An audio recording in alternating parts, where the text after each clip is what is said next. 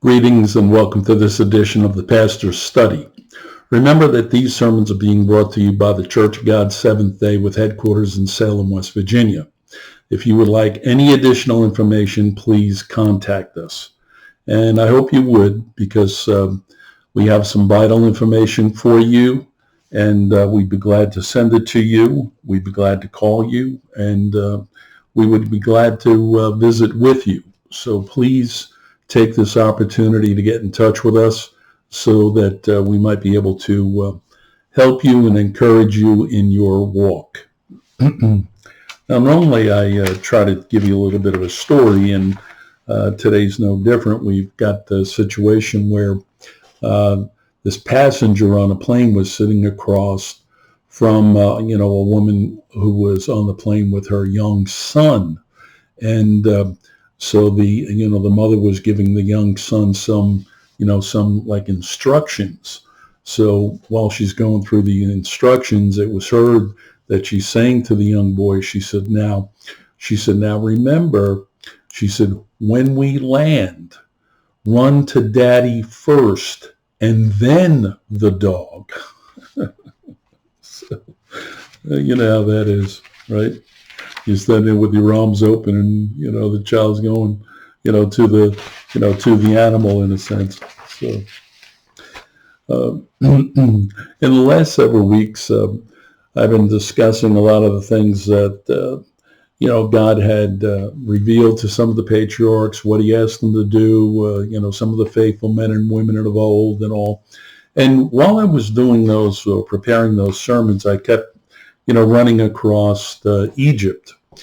And, just to find out, just getting information, I put Egypt into our website concordance. Now, many of you might not know that we have a nice concordance. It was provided by Brother Ben DeLong many years ago, and I use it quite often. And if you put in a word like Egypt, now it's not precise in the sense that you will only bring up references to Egypt. It will also include Egyptians. So when you put in the word Egypt into our website concordance, you're going to find there's about 646 references, I believe.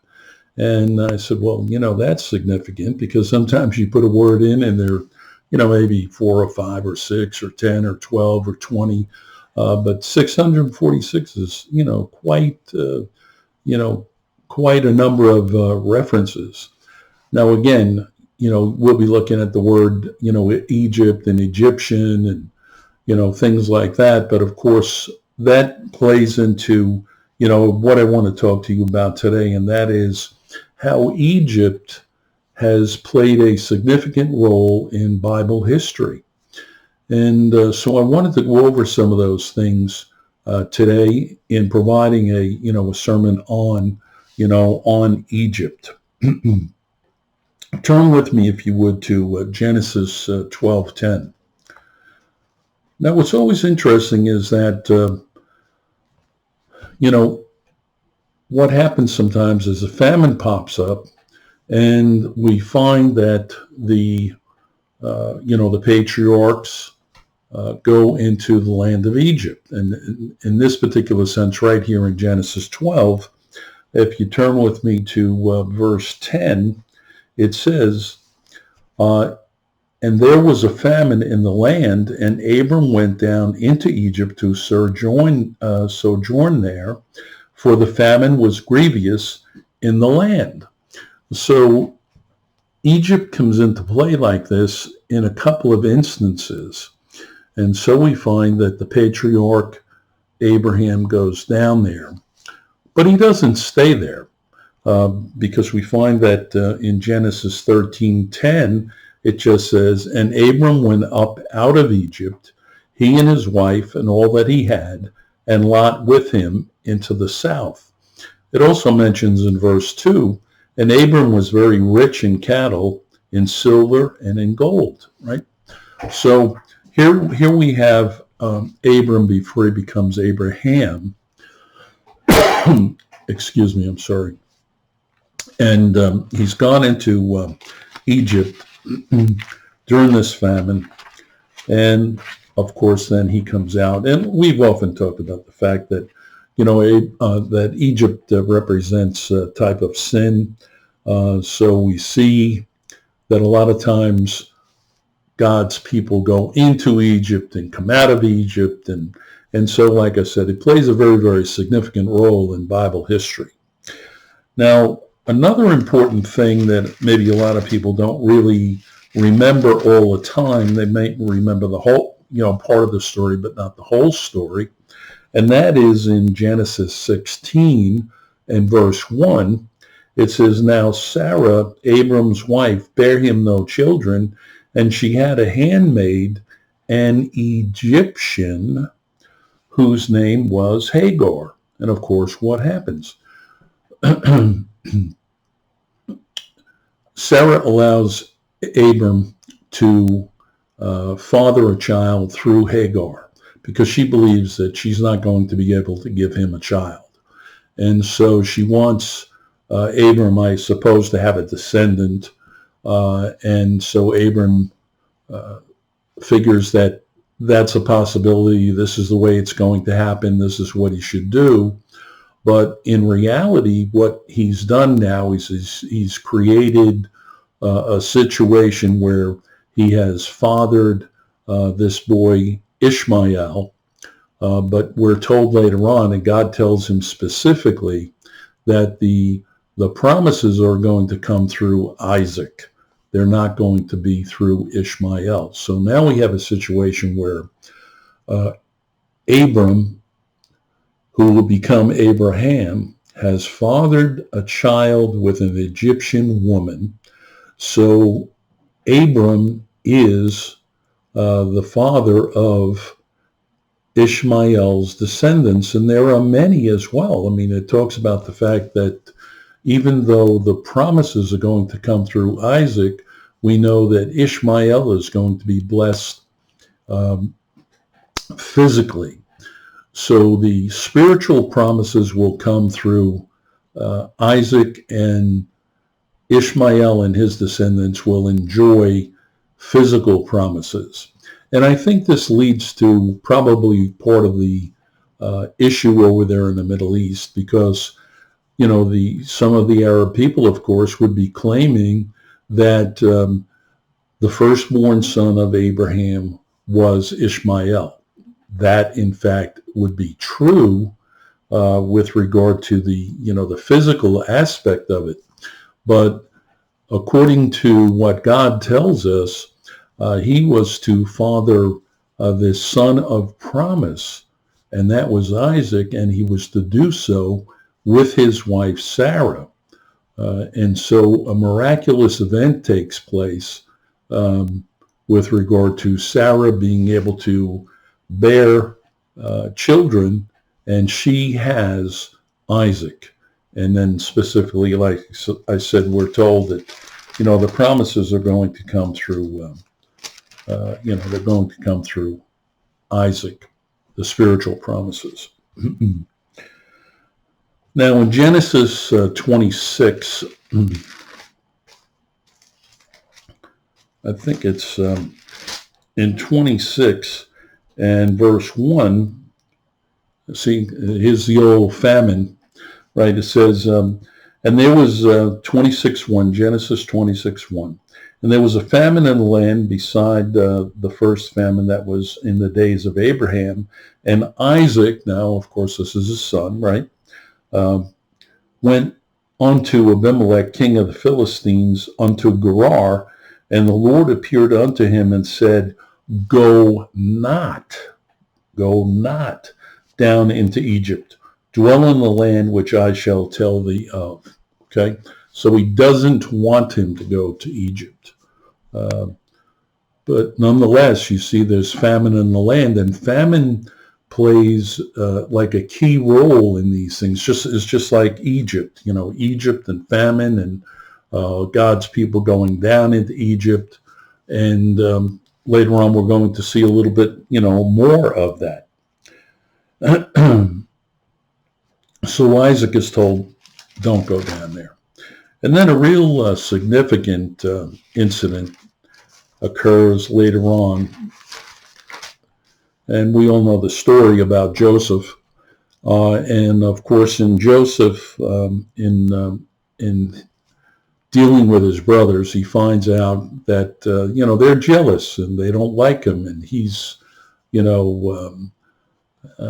irritates them, So in Genesis 37:2, it says, and these are the generations of Jacob. Now, Jacob was his father. So we have Abraham, Isaac, Jacob. Jacob is his father.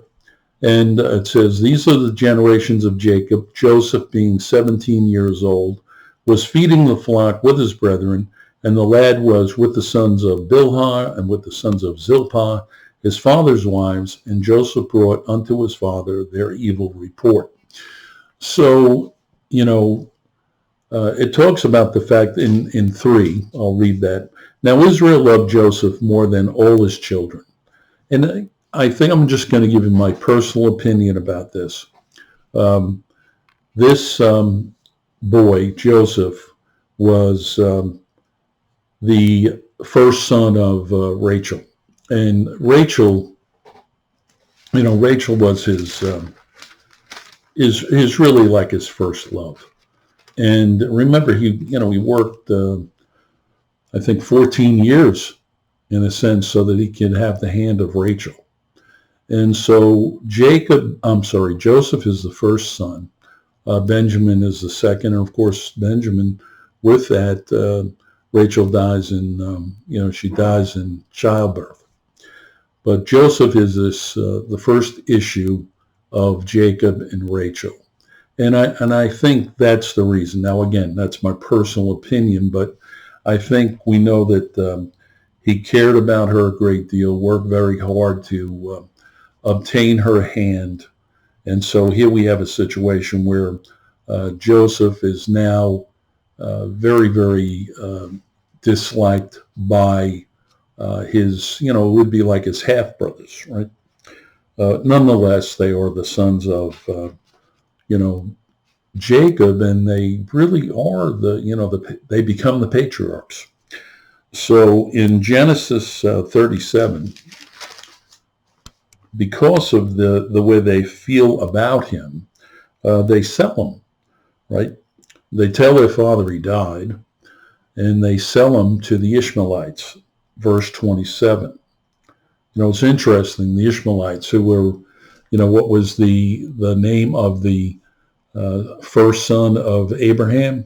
Ishmael. Okay, so here we have in 27, the brothers, his other brothers, Joseph's other brothers are talking. It says, come and let us sell him to the Ishmaelites, and let not our hand be upon him, for he is our brother in our flesh.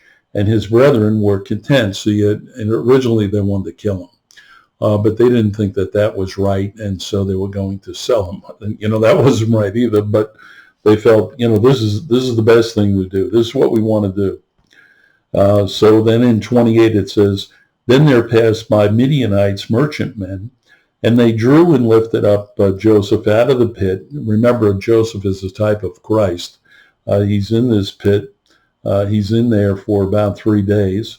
And so it says they bring him up out of the pit and sold Joseph to the Ishmaelites for 20 pieces of silver.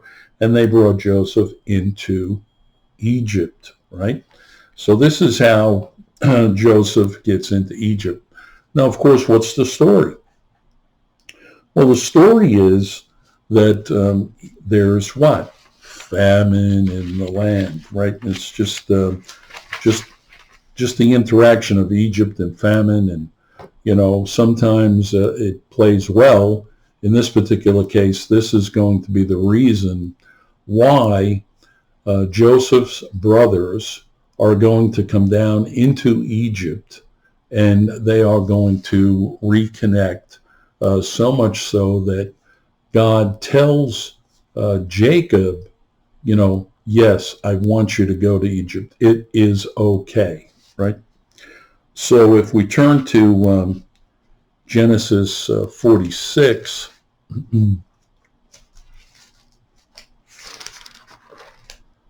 Genesis 46, we're going to go to verse 1. It says, and Israel, remember now, Jacob becomes Israel. Jacob is the father of the patriarchs.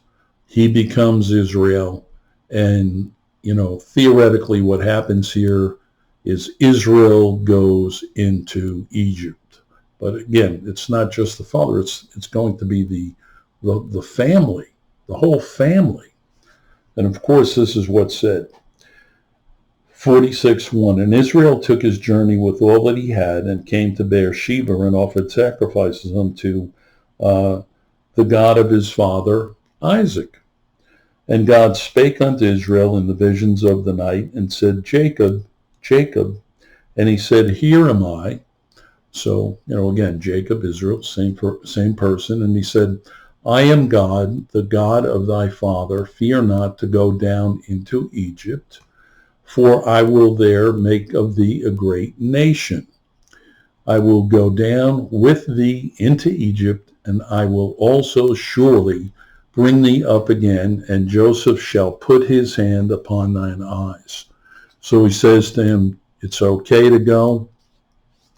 And you have to remember, when you put the story together, what God told Abraham what was going to happen, that they were going to go into this other country, and he was going to bring them out again. And we can see, you'll see some of the conversations that are presented here, how like a man like Joseph honestly believed that wholeheartedly, even though he was sold by his brothers and he endured hardship for a while. But we learn later on that, he comes to enjoy a more prominent position and plays a very, very important role within the framework of that famine, which then causes his brothers to go down there, and that's how they get back together. So, and Joseph, in Genesis 50, verse 22, I like this. This is interesting. In 50 and 22, and says, and Joseph dwelt in Egypt, he and his father's house, and Joseph lived 110 years. And Joseph saw Ephraim's children of the third generation, the children also of Machir, the son of Manasseh, were brought up upon Joseph's knees. So it's talking about the fact that he saw his grandchildren. And remember that Joseph fathers Ephraim and Manasseh because he has married an Egyptian woman, and these are issue from that union. And of course, later on we read where Jacob basically says that, they are mine, just like, Reuben and, all the other sons and his daughter Dinah were his. He recognized the fact that they were his. So, but this I find really interesting. But it also shows, the faith that Joseph had, right? And Joseph said unto his brethren, I die, and God will surely visit you and bring you out of this land unto the land which he swore to Abraham, to Isaac, and Jacob. That's the promise. And Joseph took an oath of the children of Israel, saying, God will surely visit you, and ye shall carry up my bones from hence. And he's basically saying, don't leave me here in Egypt. I want you, that's what's left of me, bones, whatever. Bring me out of Egypt. Don't leave me here. Promise me. That's the promise I want from you, that you're not going to leave me here. And so Joseph died. This is verse 26. Joseph died, being 110 years old, and they embalmed him, and he was put in a coffin in Egypt. All right. Then, of course, when we, let's see.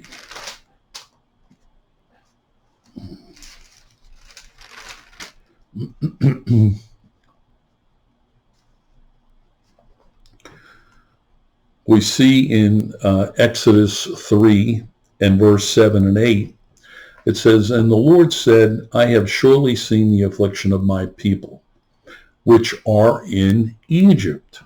Okay? "And have heard their cry by reason of their taskmasters, for I know their sorrows.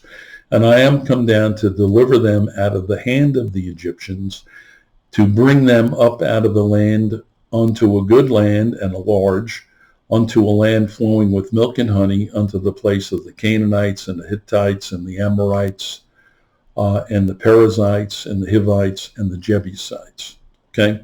So here we have come full circle. God made this promise, now again, 430 years ago. His descendants absolutely positively believed it and trusted in God. Joseph, to the point where he's saying to them, "God, I know that God is going to visit you. So I don't want you to leave my bones here, and that you will take my bones with you when God visits you and brings you out." So he knew that. He knew it was going to happen. So then in Exodus 12,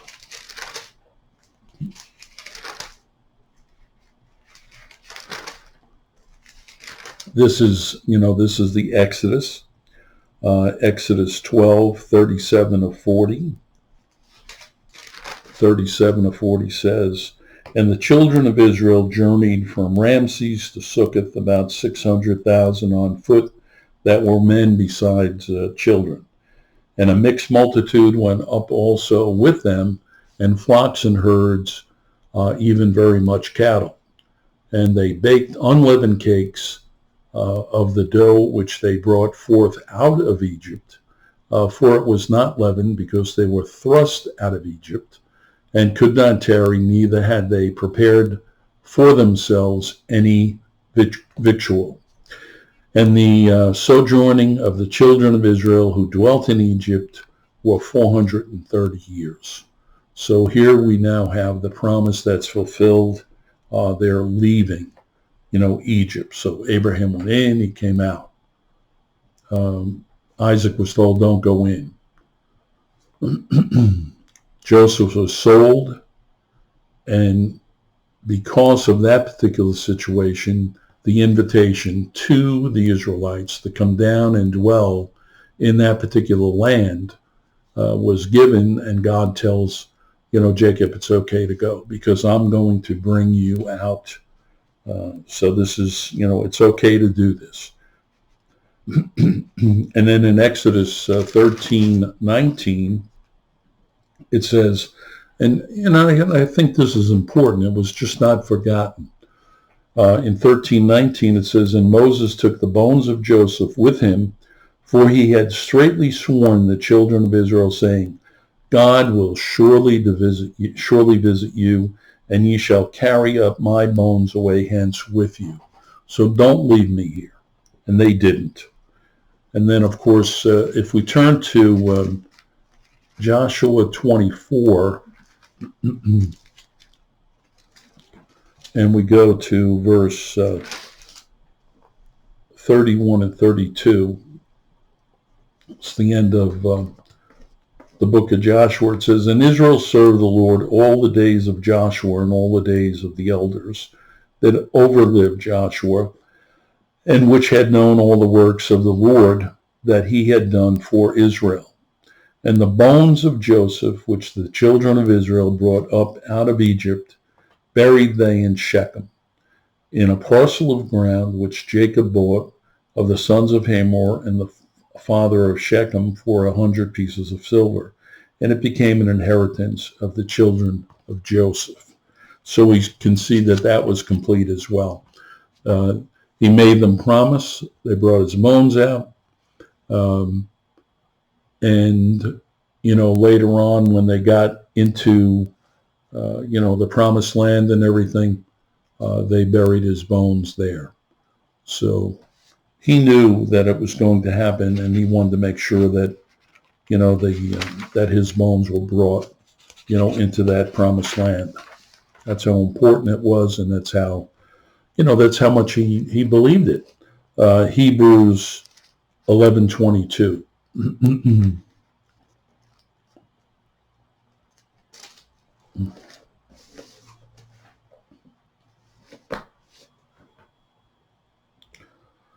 In Hebrews 11:22, it says, by faith, right? And that's what we're talking about, right?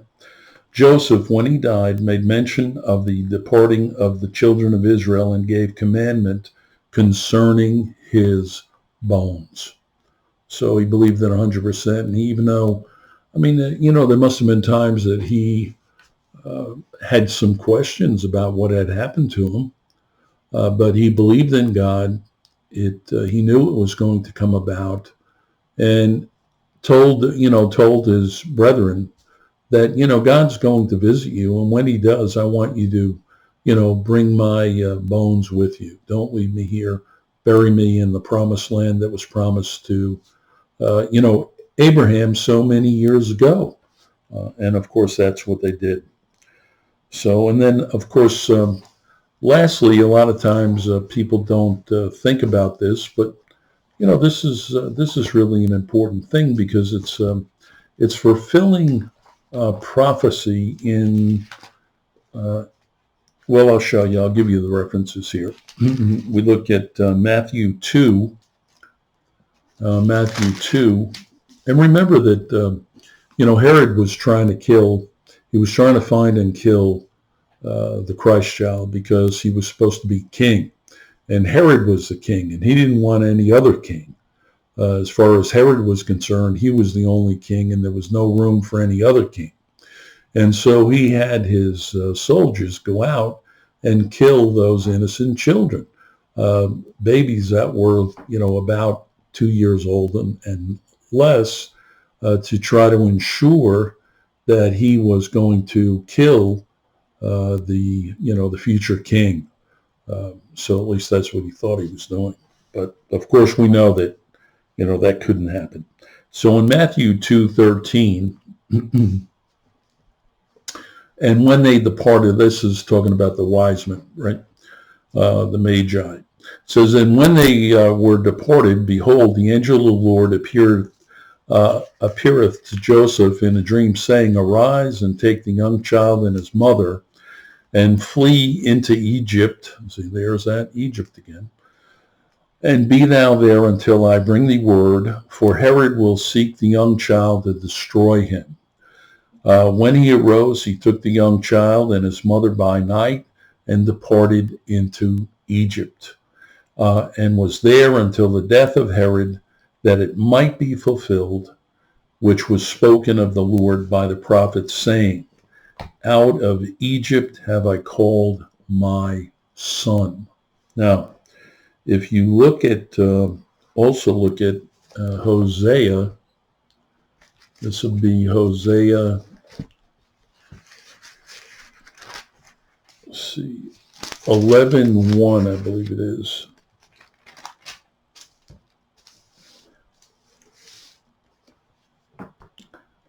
It says in 11:1, when Israel was a child, then I loved him and called my son out of Egypt. Okay. And Exodus 4:22.